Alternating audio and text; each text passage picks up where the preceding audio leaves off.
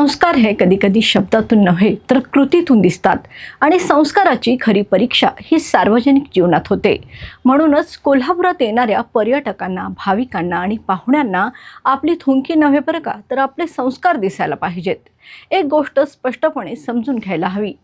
तंबाखू, गुटखा, मावा खाणे हा तुमचा वैयक्तिक निर्णय असू शकतो. पण जेव्हा आपण सार्वजनिक ठिकाणी थुंकतो, त्यावेळेस तो वैयक्तिक निर्णय राहत नाही. तो सामाजिक प्रश्न बनतो.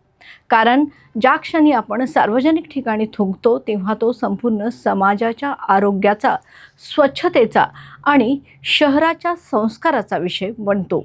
आज कोल्हापूरच्या अनेक रस्त्यांवर, चौकांमध्ये, बसस्थानकांवर, शासकीय कार्यालयांमध्ये, हॉस्पिटल परिसरात आणि अगदी देवळांच्या आवारातही लाल रंगाचे थुंकीचे डाग दिसतात.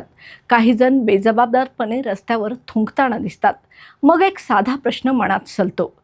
ही माणसं घरातला देवारा साफ ठेवतात, पण बाहेर देवाला नमस्कार करायला जातात तेव्हा देवाच्या परिसरात घाण का करतात? आपण शहर सुंदर बनवायला निघालो आहोत की त्याला विद्रूप करायला? रस्त्यावर थुंकणारा माणूस फक्त थुंकत नसतो, तो आपल्या शहराचा अपमान करत असतो. तो अपमान करत असतो सफाई कर्मचाऱ्यांचा. तो थुंकत असतो सफाई कर्मचाऱ्यांच्या श्रमांवर आणि घामावर.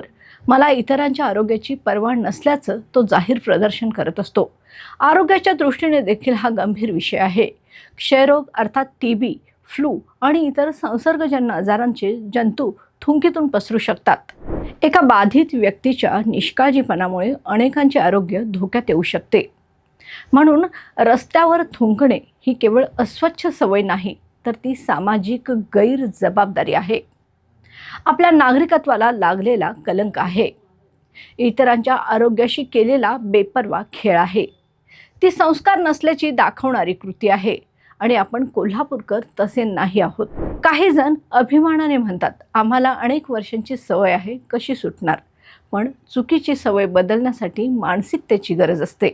जर आपण मोबाईल वापरायला शिकलो, नवीन तंत्रज्ञान स्वीकारलं, नवीन फॅशन स्वीकारली, तर रस्त्यावर न थुंकण्याची साधी सवय का स्वीकारू शकत नाही? आज गरज कायद्याची नव्हे तर लाजेची आहे.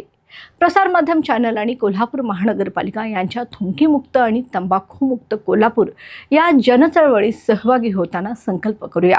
मी थुंकणार नाही, तसेच मी थुंकणाऱ्याला प्रबोधन करेन. मी कोल्हापूरकर आहे. रस्त्यावर थुंकणारा बेजबाबदार नागरिक नाही. रस्त्यावर थुंकणारा माणूस स्वतःची ओळख सांगत नाही, तर तो आपल्या संस्काराची पातळी दाखवत असतो. थुंकीचा एक डाग भिंतीवर पडतो, पण त्याचा डाग संपूर्ण शहराच्या प्रतिमेवर उमटतो. म्हणून चला घडवूया आपल्या मनातलं कोल्हापूर, तंबाखू आणि थुंकीमुक्त कोल्हापूर. आजचा एपिसोड तुम्हाला कसा वाटला नक्की कळवा आणि या आणि अशा ताज्या अपडेट्ससाठी पाहत राहा प्रसार माध्यम. तोपर्यंत धन्यवाद.